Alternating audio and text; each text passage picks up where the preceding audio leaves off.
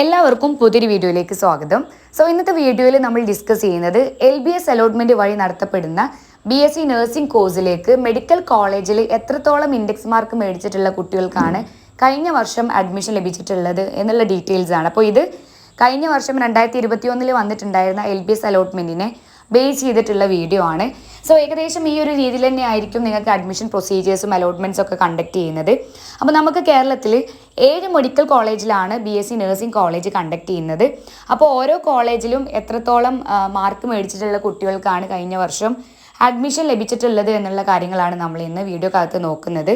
എല്ലാവരും video skip ചെയ്യാതെ കാണാം. ഇപ്പോൾ നിങ്ങൾ കാണുന്നത് ആലപ്പുഴ മെഡിക്കൽ കോളേജിൽ വന്നിട്ടുണ്ടായിരുന്ന അലോട്ടഡ് കാൻഡിഡേറ്റ് ലിസ്റ്റാണ്.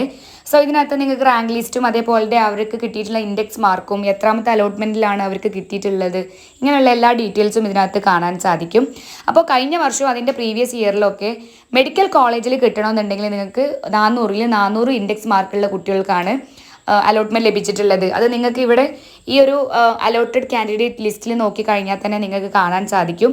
ഏകദേശം എല്ലാ കുട്ടികൾക്കും 400 ഇൻഡെക്സ് മാർക്കാണ് ഇവിടെ അവർ സ്കോർ ചെയ്തിട്ടുള്ളത്. 2021 വന്നിട്ടുള്ള അത്രയും ഒരു സ്കോറിംഗ് ഒന്നും 2022 റിസൾട്ടിൽ വന്നിട്ടില്ല. അതുകൊണ്ട് തന്നെ കട്ട് ഓഫ് കുറയാനുള്ളൊരു ചാൻസ് ഉണ്ട്. കാരണം കഴിഞ്ഞ പ്രാവശ്യം ഒരുപാട് കുട്ടികൾക്ക് ഫുൾ ഇൻഡെക്സ് മാർക്ക് ഉണ്ടായിരുന്നു. പക്ഷേ ഇപ്പോൾ ഈ വർഷം ഫുൾ ഇൻഡെക്സ് മാർക്ക് വാങ്ങിയിട്ടുള്ള കുട്ടികളുടെ എണ്ണം കുറവാണ്.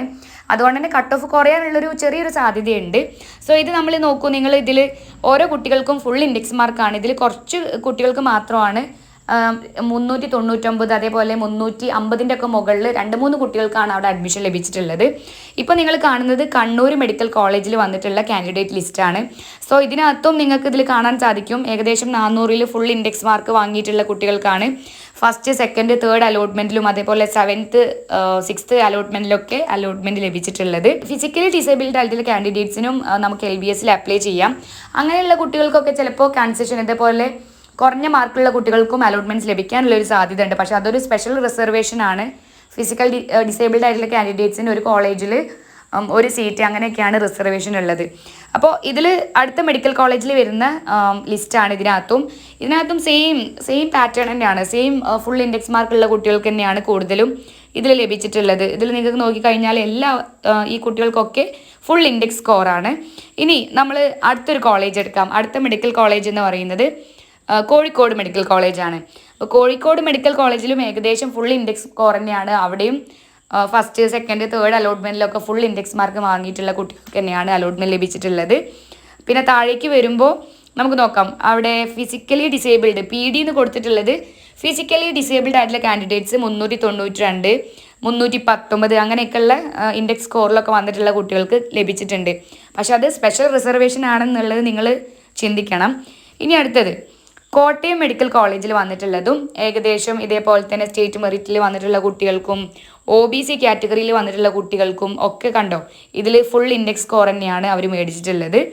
ഇനി താഴേക്ക് വരുമ്പോൾ SC ST വിഭാഗക്കാർക്കും 400 ഇൻഡെക്സ് ഉണ്ടായിരുന്നു. ഫിസിക്കലി ഡിസേബിൾഡ് ആയിട്ടുള്ള കുട്ടികൾക്കാണ് ഏറ്റവും കുറഞ്ഞ മാർക്കിലും അലോട്ട്മെൻറ്റ് ലഭിച്ചിട്ടുള്ളത്. ഇനി ട്രിവാൻഡ്രത്ത് വരുന്ന മെഡിക്കൽ കോളേജിലാണെങ്കിലും സെയിം പാറ്റേൺ തന്നെയാണ്. ഇതിലൊരു യാതൊരു മാറ്റവും ഇല്ല. ഫുൾ ഇൻഡെക്സ് സ്കോറുള്ള കുട്ടികൾക്ക് തന്നെയാണ് അവിടെയും മെഡിക്കൽ കോളേജിൽ അഡ്മിഷൻ ലഭിച്ചിട്ടുള്ളത്. നമ്മൾ ഏറ്റവും താഴേക്ക് വരുമ്പോഴാണ് റിസർവേഷൻ റാങ്ക് ലിസ്റ്റ് വരുന്നത്. ഏറ്റവും താഴേക്ക് വരുമ്പോൾ കണ്ടോ, ഇതിലും SM എല്ലാ OEC വിഭാഗക്കാർക്കും അതേപോലെ തന്നെ SC BC socially economically backward ക്ലാസ്സിലൊക്കെ ഫുൾ ഇൻഡെക്സ് മാർക്കുള്ള കുട്ടികളുടെ എമൗണ്ട് ഏറ്റവും കൂടുതൽ ഫുൾ ഇൻഡെക്സ് മാർക്ക് മേടിച്ചിട്ടുള്ളത് 2021 തോന്നുന്നു എനിക്ക്. കാരണം എല്ലാവർക്കും ഫുൾ ഇൻഡെക്സ് സ്കോറാണ്. റിസർവേഷനിലുള്ള കുട്ടികൾക്കും സ്റ്റേറ്റ് മെറിറ്റിലുള്ള കുട്ടികൾക്കൊക്കെ ഫുൾ ഇൻഡെക്സ് മാർക്കായിരുന്നു. ഇപ്പോൾ ലാസ്റ്റ് ആയിട്ട് നമ്മൾ നോക്കുന്നത് തൃശ്ശൂർ മെഡിക്കൽ കോളേജിൽ വന്നിട്ടുള്ള കാൻഡിഡേറ്റ് ലിസ്റ്റാണ്. ഇതിനകത്തും ഫുൾ ഇൻഡെക്സ് സ്കോർ ഉള്ള കുട്ടികൾക്ക് തന്നെയാണ് ഇവിടെ അലോട്ട്മെൻറ്റ് ലഭിച്ചിട്ടുള്ളത്. നമ്മൾ ഏകദേശം പറയുകയാണെങ്കിൽ കഴിഞ്ഞ വർഷത്തിൻ്റെ മുകളിലൊക്കെ ഫുൾ ഇൻഡെക്സ് സ്കോർ വാങ്ങിയിട്ടുള്ള കുട്ടികൾക്കായിരുന്നു മെഡിക്കൽ കോളേജിൽ അഡ്മിഷൻ ലഭിച്ചിട്ടുള്ളത്.